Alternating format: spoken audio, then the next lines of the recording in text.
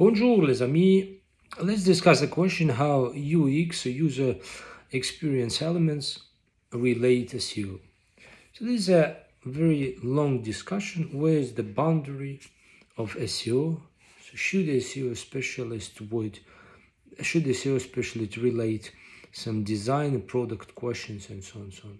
There are people in the company, there are more processes, there are more opinions.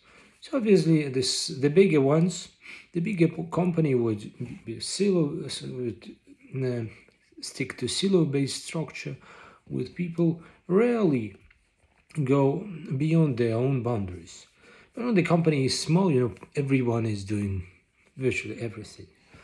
So if we take this question seriously, I will give you 3 reasons how UX, user experience element, mostly these are lead generation elements, forums, and so on, would relate SEO directly, which is to say that SEO specialist, your SEO team, might be really interested in getting involved in these seemingly unrelated issues. The first reason is that UX elements are something that actually defines the purpose of a page, which is one of the strongest things or signals that would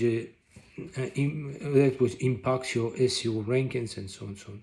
So the purpose of the page can be directly seen from these UX elements and is in direct connection with your SEO rankings. It means that SEO specialists might be interested in looking at these elements, maybe given their critics or opinions.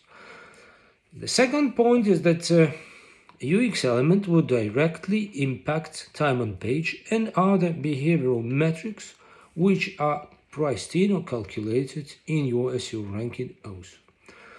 And the third point is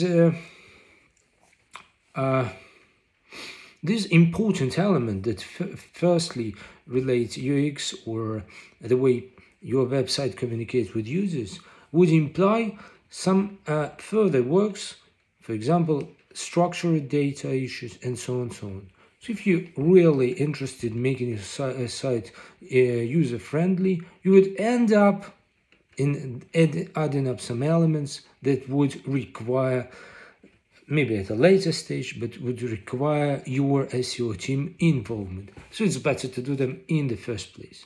Let's discuss these things in more details. If you're interested in reading some case studies, you can check my website, bogdanlitvin.com, and see for yourself. So first is regarding the purpose of the page.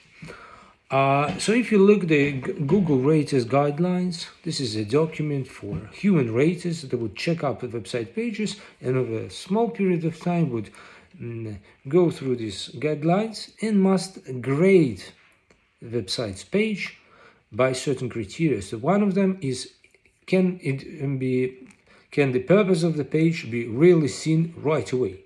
And what is the purpose of the page? And then subsequently, is the page fulfills its purpose or satisfies the user needs? So if a UX element is not really relevant to the true purpose of the page, so then the Google rating guidelines and the overall Google rating best practices would say that probably the website might not be ranked higher or higher than the competitors, because it is not clear as regards its purpose, and its content may not be really relevant to what they actually do.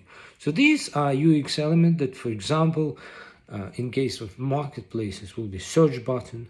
In case of some lead generation companies or the sites that focus on the lead generation, this is sign up, or sign in, or free trial STAs, and so on. If this is clearly content-driven or a blog website, that might be such UX elements as sign up for newsletter and so on. So from these UX things that are seemingly not really related to the SEO, the raters, human raters, as well as robots, would imply the purpose of the page and understand how the content on the page really satisfies or responds to this purpose. If it's not the case, then the website must not be graded high, which means it doesn't have any proper authority, would not respond to user intent, and must not be ranked high in search engine. So this is to say, once again, when you have this UX discussion, what are the UX elements might be relevant, how to put them together, you at least may want to know small opinion of your SEO team.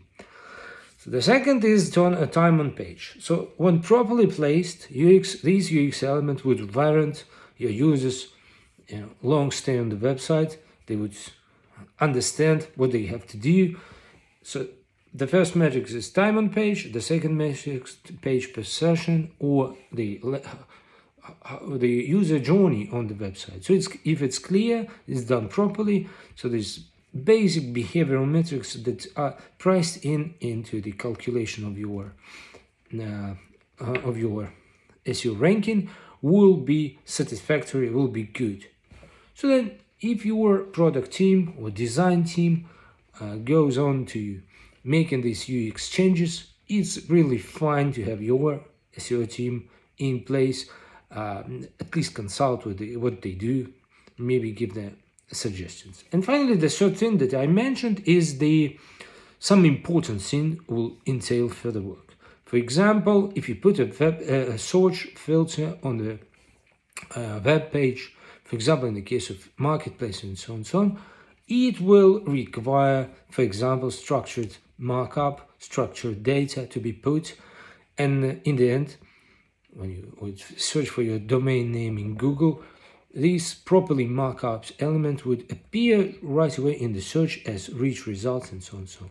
So seemingly unrelated issue, that is search filter placed for example, on the home page, the direct impact on SEO through making them structurally marked up, and then they would appear on your and against the results of your brand name in Google search. These are rich results which increase CTR or click-through rate, which means lots of people would react and your overall behavioral metrics will increase, which is absolutely good. So then another thing is, for example, such structured markup elements as apart from what I just said, apart from search filter, there may be other things, for example, maybe featured snippets, other pages except for home page. This is to say your category pages, mostly for e-commerce pages. When you put lots of stuff, they can be marked up in a structural way, so they will warrant you rich results, which will at least result in more clicks from Google and so on. So make sure that your innovations and UX things would have at least a small piece of attention from your SEO team, because it matters. If you have some questions or you have some ideas, you can just comment here or drop me an email. You can have my contacts here on my website also, bogdanlitvin.com. Thank you for watching. Bye.